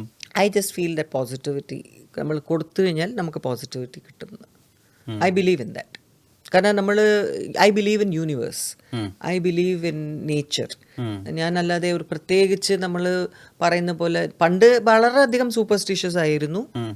ഓരോന്നിനും പരിഹാരം, ഓരോന്നിനും ഇത് ചെയ്ത് അമ്പലത്തിൽ പോവാ, അങ്ങനെ ഭ്രാന്ത് പോലെയായിരുന്നു ഞാൻ. പിന്നെ എൻ്റെ ലൈഫിൻ്റെ പല പല സിറ്റുവേഷൻസ് കാണുമ്പോൾ I was like it doesn't make any difference. പൂജ ചെയ്തുകൊണ്ട് പ്രശ്നം നമുക്ക് അങ്ങനെ ഡിഫറൻസ് അല്ല, നമ്മളെ മാറ്റണം. ഒരു എന്തെങ്കിലും നമ്മുടെ ഉള്ളിൽ ഒരു നെഗറ്റിവിറ്റി ഉണ്ടെങ്കിൽ അത് നമുക്ക് തന്നെ തോന്നണം മാറ്റാൻ. അല്ലെങ്കിൽ വേറെ ഒരാൾക്കും വന്ന് മാറ്റാനൊന്നും പറ്റൂല. Even if they tell you what, നമുക്ക് കൺവിൻസ്ഡ് അല്ലെങ്കിൽ നമ്മൾ തോന്നണ്ടേ ചെയ്യാൻ. നിങ്ങൾ ചെയ്യിപ്പിക്കാൻ പറ്റില്ലല്ലോ ഒരാളെ കൊണ്ട്. So I believe in that. അപ്പോൾ അതുകൊണ്ട് ഐ ഫീൽ എന്താണ് കർമ്മ എന്ന് അങ്ങനെ ഞാൻ വിചാരിക്കാറില്ല. പക്ഷെ നമ്മൾ ആരെയും ഹേർട്ട് ചെയ്യരുത്, നമ്മൾ നല്ലതേ ചെയ്യാവൂ. ആൻഡ് ആ രീതിയിൽ ഞാൻ ചിന്തിക്കും. കാരണം സൂപ്പർസ്റ്റിഷ്യൻസ് കുറവാണ് ഇപ്പോൾ, പണ്ടത്തെ പോലെ അത്രയും ഇല്ല. ഭക്തിക്ക് കുറവൊന്നും. ഭക്തി എന്ന് പറഞ്ഞാൽ ഇപ്പോഴും ഞാൻ പണ്ടത്തെ പോലെ എല്ലാ കാണുന്ന അമ്പലങ്ങളെല്ലാം അങ്ങ് കയറി പോവില്ല. അതായിരുന്നു ചെയ്തുകൊണ്ടിരുന്നത്. ശരിക്കും വയസ്സാകുമ്പോൾ ഇത് കൂടുതലേ ചെയ്യാം അല്ലേ? വയസ്സാർക്കായി നിനക്ക്? സോറി, അറിയോ? ശരിക്കും അതും ചോദിക്കാൻ പാടില്ലല്ലോ അല്ലേ? അല്ല മനസ്സുകൊണ്ട് 16 ഉള്ളൂ. ഇപ്പോഴും ഐ എം വെരി യങ് തന്നെയാണ് എൻ്റെ മൈൻഡിൽ എപ്പോഴും. Because I like to be happy. എനിക്ക് കൊച്ചു പിള്ളേരായിട്ട് ഭയങ്കര ഇഷ്ടമാണ്. എനിക്ക് അവർ കൂടെ ഇരുന്നാൽ അവരുടെ കൂടെ കളിക്കാനും അവരുടെ കൂടെ അവർ സംസാരിക്കാനും. അവർ എൻ്റെ അടുത്ത് എങ്ങനെയെങ്കിലും മാഗ്നറ്റ് പോലെ എൻ്റെ അടുത്ത് വന്നോളും. ഏത് കൊച്ചു പിള്ളേരാണെങ്കിലും ആദ്യമൊക്കെ ഇങ്ങനെ കാണിച്ച് വാന്നൊക്കെ വിളിച്ച് ഞാൻ എങ്ങനെയെങ്കിലുമൊക്കെ അവരെ സോപ്പടിച്ച് അവർ വരും എൻ്റെ അടുത്ത്. ഇന്നലെ പോലും ഞാനൊരു അമ്പലത്തിൽ പോയി, അവിടെ നാമജപമായിരുന്നു. ആ കൊച്ചു കുറച്ച് അകലേ നിന്നിട്ട് എന്നെ ഇങ്ങനെ നോക്കുക. നമ്മുടെ മോള് വാ പറഞ്ഞ് ഫസ്റ്റ് ഇങ്ങനെ കാണിച്ചു. പിന്നെ നോക്കുമ്പോൾ മടിയിൽ വന്ന് കയറിയിരുന്നു. അതുപോലെയാണ്, മാഗ്നറ്റ് പോലെയാണ് ഞാൻ പിള്ളേരുമായിട്ട്. എനിക്ക് ഭയങ്കര ഇഷ്ടമാണ് അവരായിട്ട് കളിക്കാനും സംസാരിക്കാനും ഒക്കെ. അവരുടെ ഇന്നസെൻസും. കാരണം അതുകൊണ്ടായിരിക്കാം ഇവൻ എൻ്റെ മൈൻഡും യങ് ആണ്.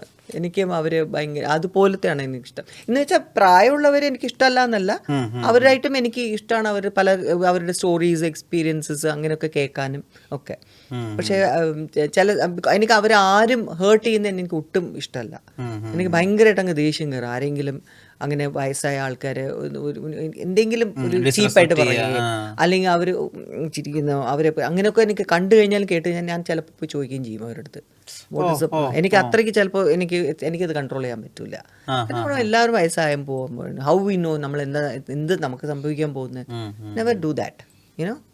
അത് അപ്പോൾ അങ്ങനെയൊക്കെ പറഞ്ഞിട്ടുണ്ട് ഞാൻ. അപ്പോൾ ആ രീതിയിലൊക്കെ ഐ എം വെരി വെരി പറയും. ഞാൻ പണ്ടത്തെ പോലെയല്ല, ഞാനിപ്പോൾ ഒരുപാട് റിയാക്ട് ചെയ്യുന്നുണ്ട്, സംസാരിക്കുന്നുണ്ട്, പക്ഷെ കുറെ കൺട്രോൾ ചെയ്യണം. ദേഷ്യമൊക്കെ കൺട്രോൾ ചെയ്യായിരുന്നോ പണ്ട്? അതിപ്പോ കുറച്ച് പണ്ടൊക്കെ ദേഷ്യമല്ല, കരച്ചിലായിരുന്നു കൂടുതലും. ദേഷ്യം വന്നാലും കരയും, കാരണം എനിക്കൊന്ന് ഹെൽപ്ലെസ് ആയി പോകുന്നവർ കരയും, അങ്ങനെയൊക്കെ ആയിരുന്നു. അപ്പോൾ ചേട്ടന്മാർക്ക് ദേഷ്യം വരും, കാരണം അമ്മ അവരെയാണ് ചീത്ത വിളിക്കുന്നത്. അവൾക്ക് വിട്ടുകൊടുക്കുക എന്ന് പറയും. അപ്പോൾ ഞാൻ കരയുമ്പോൾ അവരെയാണല്ലോ ചീത്ത വിളിക്കുക. സോ അതുകൊണ്ട് അങ്ങനെ. പക്ഷേ I think now as you age ഈ നമുക്ക് കോൺഫിഡൻസും ഞാൻ പറഞ്ഞത് എപ്പോഴും എക്സ്പീരിയൻസ് കാര്യം ഞാൻ പറയുന്നത് ഇതുകൊണ്ടാണ്. നമ്മുടെ ലൈഫിൻ്റെ ഓരോരോ കാര്യങ്ങൾ വരുമ്പോൾ ഓട്ടോമാറ്റിക്കലി നമ്മൾ അറിഞ്ഞോ അറിയാതെയോ സബ് കോൺഷ്യസ് മൈൻഡിലും ആ ട്രേറ്റ്സോ എന്തെങ്കിലും പേഴ്സണാലിറ്റി ചേഞ്ച് ഉണ്ടാവും 100%. സോ അത് നമ്മൾ പ്രൊജക്റ്റ് ചെയ്യും. ഇപ്പോൾ ഞാൻ തന്നെ പല ലൊക്കേഷനിൽ മീര ജാസ്മിനായിട്ട് ഞാൻ മറ്റേ പാലും പഴവും അഭിനയിക്കുമ്പോൾ, ചാക്കോച്ചനായിട്ട് കുട്ടനാട് മാർപ്പാപ്പിൽ അഭിനയിക്കുമ്പോൾ, എന്നെ ആദ്യമായിട്ടാണ് അവർ എൻ്റെ കൂടെ വർക്ക് ചെയ്യുന്നതും എന്നെ കാണുന്നതും എല്ലാം. എനിക്കറിയാം ചാക്കോച്ചനൊക്കെ ഫസ്റ്റ് തന്നെ നമസ്കാരം മാഡം, ഹലോ ഹാനി, ആ സ്റ്റൈലായിരുന്നു. ഞാൻ അവിടെ ചെന്ന് ശ്രീജിത്തുമായിട്ടൊക്കെ സംസാരിക്കുമ്പോൾ ഇതാണോ നമ്മുടെ ശാന്തികൃഷ്ണ മാഡം എന്ന് പറയുന്നത്, അതാണ്. കാരണം അവർ I am like literally like ലാഫിങ് ഇത്. അപ്പം തൊട്ട് അവരും നമ്മുടെ അടുത്ത് സംസാരിക്കുമ്പോഴും എല്ലാം they are also very like childish ആ രീതിയിലാണ്. ഇന്നും ചാക്കോച്ചൻ എന്നെ കാണുമ്പോഴും വന്നിട്ട് എൻ്റെ മേരി എൻ്റെ സോറ്റിമാം എന്നൊക്കെ പറഞ്ഞു വരും. അപ്പോൾ അതുപോലെ ഞാൻ നമ്മുടെ മീരയെ കണ്ടപ്പോഴും സെയിം തിങ് ആയിരുന്നു. ഒരിക്കലും വിചാരിച്ചില്ല മാം ഇത്രയും ജോവിയലാണ്, ഇത്രയും ടൈം പാസ് ആണ് എന്ന് പറഞ്ഞിട്ട് ഭയങ്കരമായിട്ട് ഞങ്ങൾ ചിരിപ്പിക്കും എല്ലാവരും സെറ്റിൽ. അപ്പോൾ പറയും ഇതുപോലെ ഞങ്ങൾ ഒരിക്കലും ചിന്തിക്കാൻ പോലും പറ്റില്ല. പണ്ടത്തെ ശാന്തികൃഷ്ണ മാമിൻ്റെ ക്യാരക്ടേഴ്സൊക്കെ ആലോചിക്കും, നമ്മളും വിചാരിക്കും ഇങ്ങനെ ഇരിക്കും ഒരു സ്ഥലത്ത് വളരെ ഇങ്ങനെ ക്വയറ്റായിട്ട്. പണ്ട് ഞാൻ പറഞ്ഞു പണ്ട് അങ്ങനെ ആയിരുന്നു, അത് ഭാഷ അറിയാത്തതുകൊണ്ട് എന്ന് വരെ പറഞ്ഞിട്ടുണ്ട്. But I basically like to talk. How was your motherhood? അമ്മയായി 2 കുട്ടികൾ. ദാറ്റ് വാസ് അമേസിങ് എക്സ്പീരിയൻസ് ആണ്. കാരണം മോന് ബാംഗ്ലൂരാണ് ജനിച്ചത്, മോള് US-ലാണ് ജനിച്ചത്. അപ്പോൾ it was A totally different experience രണ്ടുപേരും. പക്ഷെ പിന്നെ ബാംഗ്ലൂരിലായിരുന്നു കൂടുതൽ പഠിച്ചതും. പിന്നെ ഇൻ ബിറ്റ്വീൻ വീണ്ടും US-ൽ പോയി, അവിടെ അവർ കുറച്ച് പഠിച്ചു. പിന്നെ വീണ്ടും ബാംഗ്ലൂർ വന്ന് പിന്നെ അവിടെ പഠിച്ചു. ഇപ്പോൾ വീണ്ടും they have gone to the US. So basically അവർ ഞാൻ പറഞ്ഞത് മെയിൻ ആയിട്ട് കമ്മ്യൂണിക്കേഷൻ ഉള്ളത് കൊണ്ട് അവരായിട്ട് I know how my relationship is അവരായിട്ട്. അപ്പോൾ അതുകൊണ്ട് മദർഹുഡ് ഐ വാസ് എൻജോയിങ്. കാരണം ഓരോന്നിനും അവർ എൻ്റെ അടുത്ത് വരുമ്പോൾ ഓരോന്ന് ചിന്തിച്ച് ഓരോന്ന് ആലോചിച്ച് ഞാൻ ചെയ്യുമായിരുന്നു അവർക്കെല്ലാം. സോ ആസ് എ മദർ, ഏത് മദറും ചെയ്യുന്ന ഒരു കാര്യം തന്നെയാണ് ഞാനും ചെയ്തതെന്ന് പറയാം. ബട്ട് കുറച്ച് ഓവർലി ഇൻവോൾവ് ആയിരുന്നു. എനിക്ക് ഇഷ്ടമായിരുന്നു അവരുടെ പ്രോജക്ട്സ് കാണാനും, അവരുടെയൊക്കെ സ്കൂളിൻ്റെ ഓരോരോ എന്താ ചെയ്യുന്നതെന്ന് അറിയാനും.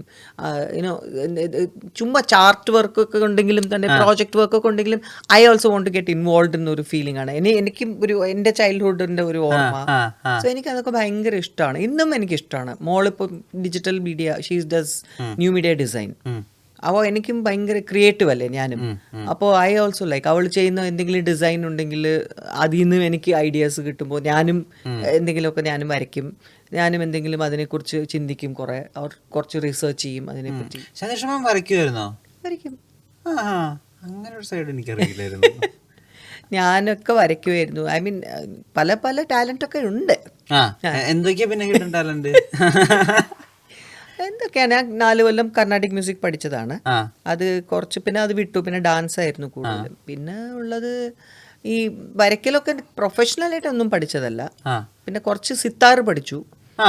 അതാ പറഞ്ഞ എല്ലാം ഉണ്ട്, എല്ലാം തൊട്ട് വെച്ചിട്ടേ ഉള്ളൂ, ഒന്നും ഫുള്ളാക്കിയില്ല. പക്ഷെ ഇപ്പോഴും എനിക്ക് എന്തെങ്കിലും ഇൻസ്ട്രുമെന്റ് പഠിക്കണം എന്ന് ആഗ്രഹമുണ്ട്. കീബോർഡ് കുറച്ച് ചെയ്യും, മോൻ നന്നായിട്ട് വായിക്കും, ഗിറ്റാർ വായിക്കും. അപ്പോൾ എനിക്ക് ഗിറ്റാർ പറ്റൂല, പക്ഷെ കീബോർഡ് പഠിക്കണം എന്നുണ്ട്. കീബോർഡും ഇതും സിത്താർ. കുക്കിംഗ് എങ്ങനെയായിരുന്നു? കുക്കിംഗ് നന്നായിട്ട് ചെയ്യും, വലിയ കുഴപ്പമില്ല. വെജിറ്റേറിയൻ ആണ് ഞാൻ, നോൺ വെജ് ഒന്നും ചെയ്യില്ല. എഗ്ഗിറ്റേറിയൻ. എഗ്ഗ് പിന്നെ വെജ് ആണല്ലോ. അപ്പൊ ഇപ്പൊ എഗ്ഗിറ്റേറിയൻ എന്ന് പറയണല്ലോ, വെജിറ്റേറിയൻ പറയാൻ പാടില്ലല്ലോ, അത്രേ ഉള്ളൂ. വേറെ ഒന്നും. അപ്പൊ അതൊക്കെ ചെയ്യും. എഗ്ഗ് നോൺ വെജ് ആണെന്ന് പറയുന്നവരോട് എന്താ പറയാനുള്ളത്? ഞാൻ പറയും അത് നോൺ വെജ് ആണെങ്കിൽ ഐ ഏറ്റു, പക്ഷെ ബാക്കി നോൺ വെജിറ്റേറിയൻ എനിക്ക് ഇഷ്ടമല്ല. കാരണം ഗൾഫിലൊക്കെ ഞാൻ ഒരിക്കൽ പണ്ട് പോയപ്പോൾ ഫ്ലൈറ്റിൽ ഞാൻ പറഞ്ഞു I M A vegetarian. Yes ma'am, this is vegetarian. എന്താ നോക്കിയപ്പോൾ ട്യൂണ ഫിഷ് എന്ന്. അവർക്ക് ഫിഷ് വെജിറ്റേറിയൻ. ഞാൻ പറഞ്ഞു വേണ്ട, ഞാൻ ഫിഷും കഴിക്കാറില്ല എന്ന്. അതുപോലെയാണ് ഇപ്പോൾ ബംഗാളീസ് അവരൊക്കെ നോക്കുമ്പോൾ അവർക്ക് സ്റ്റേപ്പിൾ ഡയറ്റ് ബ്രാഹ്മിൻസ് ആണെങ്കിൽ പോലും റൈസ് ആൻഡ് ഫിഷ് അല്ലേ. അപ്പം നമുക്കതല്ല. ഞാൻ പിന്നെ കൊച്ചിലെ അങ്ങനെ യൂസ്ഡ് ആയിപ്പോയി. അതുകൊണ്ട് എനിക്ക് ബ്രാഹ്മിൻസ് ആയതുകൊണ്ട് ഇപ്പോൾ പറയാൻ പറ്റില്ല. പക്ഷെ എൻ്റെ അമ്മയും അച്ഛനൊക്കെ അവര് വെളുത്തുള്ളി അതുപോലും കഴിക്കില്ല. അപ്പോൾ ഞാനൊക്കെ പക്ഷെ അങ്ങനെ ട്രാവലിംഗ് ഒക്കെ വന്നപ്പോൾ ഞങ്ങളൊക്കെ നോർത്ത് ഇന്ത്യൻ ഫുഡൊക്കെ കഴിക്കുന്നതുകൊണ്ട് കുഴപ്പമില്ല. ഏറ്റവും ഈസി ആയിട്ട് പെട്ടെന്ന് ശാന്തികൃഷ്ണ മാം ഉണ്ടാക്കുന്ന ഡിഷ് എന്താ? എനിക്ക് ബേസിക്കലി ഇപ്പോൾ മില്ലറ്റ്സിനോടൊക്കെ വലിയ ഇഷ്ടമാണ്.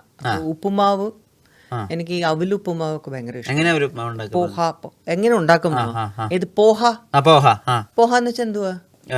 പഞ്ചാബികളുടെ ഉപ്മാവ് പോലത്തെ. പഞ്ചാബി അല്ല, മഹാരാഷ്ട്രൻ. മഹാരാഷ്ട്രീയൻ ഉപ്പുമാവ് പോലത്തെ ഒരു സാധനം. അവല് നമ്മൾ കുറച്ച് തിക്കായിട്ടുള്ള അവലെടുത്തിട്ട് അത് കുറച്ച് നനച്ച് കുതിർത്ത് വെക്കുക. എന്നാ വെച്ചാൽ കുതിർത്ത് വെക്കല്ല, ജസ്റ്റ് ഒന്ന് വാഷ് ചെയ്തിട്ട് നമ്മളത് കൊലാൻഡറിൽ ഇട്ടിട്ട് വെക്കുക.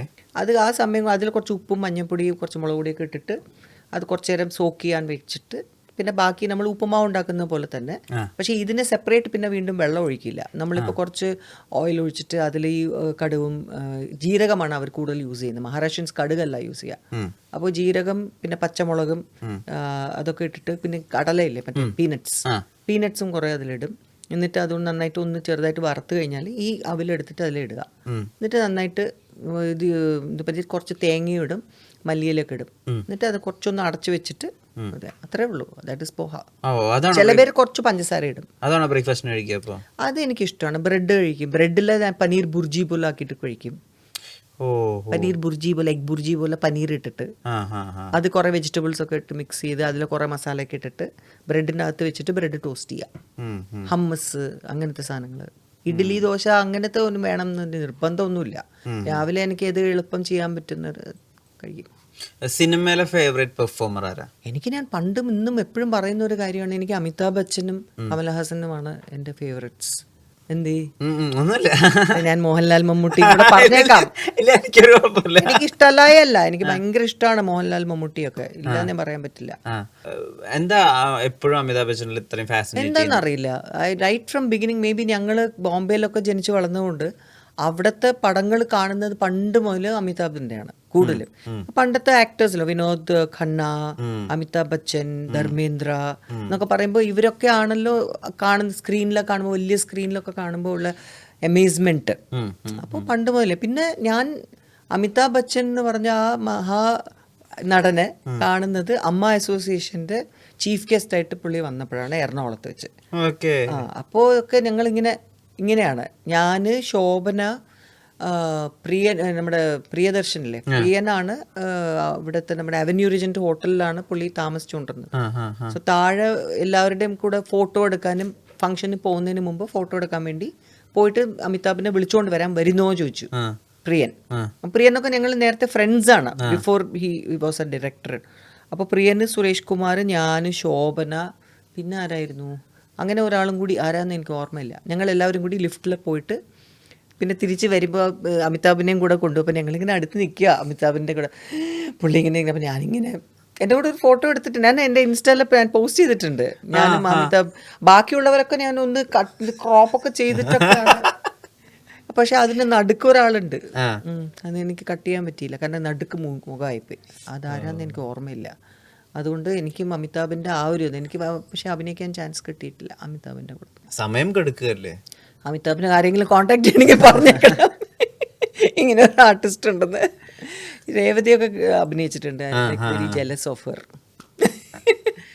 കമൽ സാറായിട്ടുള്ള ഇൻട്രാക്ഷൻസ് എങ്ങനെയായിരുന്നു? ഇപ്പോൾ കമൽ സാറിനെ ഞാൻ പിന്നെ എവിടെ കാണാനുള്ള ഓപ്പർച്യൂണിറ്റിയൊക്കെ, ഞാൻ കമൽഹാസൻ വാണി ഗണപതിയുടെ കല്യാണ റിസപ്ഷന് ഞാൻ കണ്ടിട്ടുണ്ട്. അങ്ങനെയാണ് ആദ്യമായിട്ട് ഞാൻ പോയി കൈയൊക്കെ ഷെയ്ക്കാണ്ടൊക്കെ ചെയ്ത് ആ കൈ കഴുകാതൊക്കെ വെച്ചുകൊണ്ടിരുന്നത്. That is Vani was my friend. എന്നിട്ട് ഞങ്ങൾ ഡാൻസ് ക്ലാസ്സിൽ സീനിയർ ആയിരുന്നു. അപ്പോൾ അങ്ങനെ വാണിയുടെ റിസപ്ഷന് എന്നെ വിളിച്ചിരുന്നു, അവിടെ ബോംബെയിലെ താജ് ഹോട്ടലിൽ. സോ അവിടെ പോയിട്ട് ആണ് ഫസ്റ്റ്. അപ്പോൾ എൻ്റെ അടുത്ത് എന്താ പേര് എന്നൊക്കെ ചോദിച്ചു, ശാന്തി. അപ്പോൾ വാണി ഇങ്ങനെ ഇൻട്രൊഡ്യൂസ് ചെയ്തു, നല്ലൊരു ഡാൻസറാണ്. ഓ അപ്പടിയാ, നല്ലത്, ഓക്കെ. അപ്പം എനിക്കങ്ങനെ എന്നൊക്കെ പറഞ്ഞ് അങ്ങനെ ഭയങ്കര സന്തോഷമായിരുന്നു. അതാണ് എൻ്റെ ഫസ്റ്റ് എക്സ്പീരിയൻസ് വിത്ത് കമൽ സർ. പിന്നെ അഭിനയിക്കാൻ ചാൻസ് വന്നു. പിന്നെ വീണ്ടും കോക്കിള എന്ന പടത്തിൻ്റെ സെറ്റിൽ പോയായിരുന്നു. അപ്പോൾ ശ്രീദേവിയും കാണാൻ പറ്റി. That she's one of my favourite actors. Okay okay. ഈ കൂടെയുള്ള പെർഫോമേഴ്സിൽ ഏറ്റവും അധികം ഇഷ്ടമുണ്ടായിരുന്ന ആരെയായിരുന്നു നിങ്ങളുടെ കണ്ടംപററിയിൽ? ഒരു ഫീമെയിൽ പെർഫോമർ എന്നുള്ള രീതിയിൽ ആരായിരുന്നു ഏറ്റവും ഇഷ്ടം? വിദ്യ ചേച്ചി, ശ്രീവിദ്യ ചേച്ചി. ശ്രീവിദ്യ ചേച്ചിയുടെ പെർഫോമൻസൊക്കെ നമ്മൾ നേരിട്ട് കാണണം. നേരിട്ട് കാണുമ്പോഴാണ് അതിൻ്റെ ആ ഒരു പെർഫോമൻസിൻ്റെ ഒരു ഇമ്പാക്റ്റ് നമുക്കുണ്ടാവുന്നത്. ഹെർ ഐസ് സ്പോക്ക് എന്ന് പറയില്ലേ, വിദ്യ ചേച്ചിയുടെ അതുപോലത്തെ ഫീച്ചേഴ്സും അതുപോലത്തെ ഒരു കണ്ണും ഞാൻ വേറെയും കണ്ടിട്ടില്ല. ഞാൻ ആദ്യം വിദ്യ ചേച്ചിയെ കാണുന്നത് ചേച്ചിയുടെ പെർഫോമൻസ്, ഡാൻസ് പെർഫോമൻസിനാണ്. ഞാൻ കൊച്ചിലെ ബോംബെയിൽ ഷൺമുഖാനന്ദ ഹാളിൽ വെച്ച് ചേച്ചിയുടെ പെർഫോമൻസ് ഡാൻസ്, കൃഷ്ണാനി ബേഗനെ ബാറോ കളിച്ച് ഒരുപാട് മിസ് ചെയ്യുന്ന ഒരു ആക്ടറാണ് അവർ. എന്തൊരു അമേസിങ് പെർഫോമറും കൂടിയല്ലേ. ഇരകളിലൊക്കെ അവർ ചെയ്തിട്ടുള്ളത്. അവരുടെ പെർഫോമൻസ് ഒന്നും ആർക്കും ബീറ്റ് ചെയ്യാൻ പറ്റൂല. അതാണ് എനിക്ക് തോന്നുന്നത്. സവിധമില് എനിക്ക് സെക്കൻഡ് ബെസ്റ്റ് ആക്ട്രസിനായിരുന്നു. എനിക്ക് വിഷമം എന്തുകൊണ്ട് തോന്നിയില്ല, ബെസ്റ്റ് ആക്ട്രസ് വിദ്യ ചേച്ചി ആയിരുന്നു അന്ന്. അപ്പൊ എന്റെ ഫേവറേറ്റ് ആക്ടർ. അപ്പൊ ഞാൻ പറഞ്ഞു ചേച്ചിക്ക് ശേഷം എന്നെ അല്ലേ അവർ ചിന്തിച്ച്. അങ്ങനെയാണ് ഞാൻ എൻ്റെ മൈൻഡിൽ പോയത്. So I was very very happy അന്ന് കിട്ടിയത് അവാർഡ്. എപ്പോഴും പറഞ്ഞല്ലോ ഞാൻ ഭയങ്കര ഫാനാണ്. ചേച്ചിക്ക് അറിയാം, എപ്പോഴും ചേച്ചിക്ക് എന്നെ ഭയങ്കര ഇഷ്ടമായിരുന്നു. ഞങ്ങൾ താരാട്ടിലൊക്കെ ഒരുമിച്ച് അഭിനയിച്ചതല്ലേ, ചേച്ചിയൊക്കെ ഭയങ്കര ഇഷ്ടമായിരുന്നു. എന്തായാലും ഈ കണ്ണാടി നോക്കിയിട്ട് ശാന്തി യു ആർ ബ്യൂട്ടിഫുൾ എന്ന് പറയുമ്പോൾ കിട്ടുന്ന ഒരു കോൺഫിഡൻസ് ഇല്ലേ, ആ കോൺഫിഡൻസിൽ എപ്പോഴും ഇങ്ങനെ ചിരിച്ചു നിൽക്കട്ടെ. Thank you so much for this opportunity. എനിക്ക് ഭയങ്കരമായിട്ട് ഹാപ്പിയായി, ഇഷ്ടമായി. Thank you. Make every wedding unforgettable with Joya Lucas Diamond Wedding Collection. Joya Lucas, world's favorite jeweler. Love and revenge, ഇതാണ് തീം. നീ നല്ല മനുഷ്യനാ ടോമി.